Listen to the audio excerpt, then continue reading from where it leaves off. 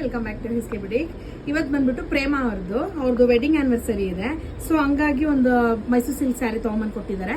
ಅವ್ರಿಗೆ ಯಾವ ರೀತಿ ಕಸ್ಟಮೈಸ್ ಮಾಡಿಸ್ಕೊಟ್ಟಿದ್ದೀನಿ ಅಂತ ತೋರಿಸ್ತೀನಿ ಬನ್ನಿ.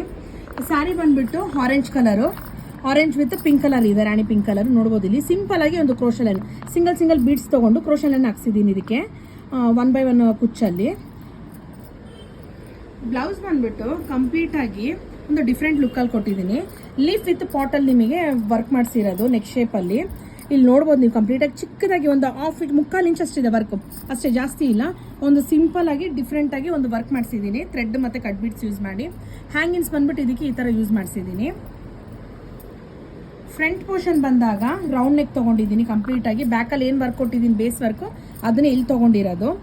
ಇದು ಬಂದ್ಬಿಟ್ಟು ಸ್ಪೆಷಲ್ ಪ್ಯಾಡಲ್ಲಿ ರೆಡಿ ಆಗಿರೋದು. ಆ್ಯಂಡ್ ಸ್ಲೀವ್ಸ್ ಬಂದಾಗ ಒಂದು ಸ್ವಲ್ಪ ಡಿಫ್ರೆಂಟ್ ಲುಕ್ಕಲ್ಲಿ ಮಾಡಿಸಿದ್ದೀನಿ. ಏನಕ್ಕೆ ಅಂತಂದರೆ ಫ್ರಂಟ್ ಆ್ಯಂಡ್ ಬ್ಯಾಕ್ ಬಂದ್ಬಿಟ್ಟು ನಿಮಗೆ ಕಂಪ್ಲೀಟಾಗಿ ಸಿಂಪಲಲ್ಲಿ ಹೋಗಿದ್ದೀನಿ. ಸೊ ಹಂಗಾಗಿ ಸ್ಲೀವ್ಸ್ ಬಂದ್ಬಿಟ್ಟು ಒಂದು ಡಿಫ್ರೆಂಟ್ ಲುಕ್ಕಲ್ಲಿ ಮಾಡಿಸಿದ್ದೀನಿ. ಅದು ನೋಡಿ, ಇಲ್ಲಿ ವಿ ಶೇಪಲ್ಲಿ ಬಂದ್ಬಿಟ್ಟು ಕಟ್ ವರ್ಕಲ್ಲಿ ತೊಗೊಂಡಿದ್ದೀನಿ ಕಂಪ್ಲೀಟಾಗಿ.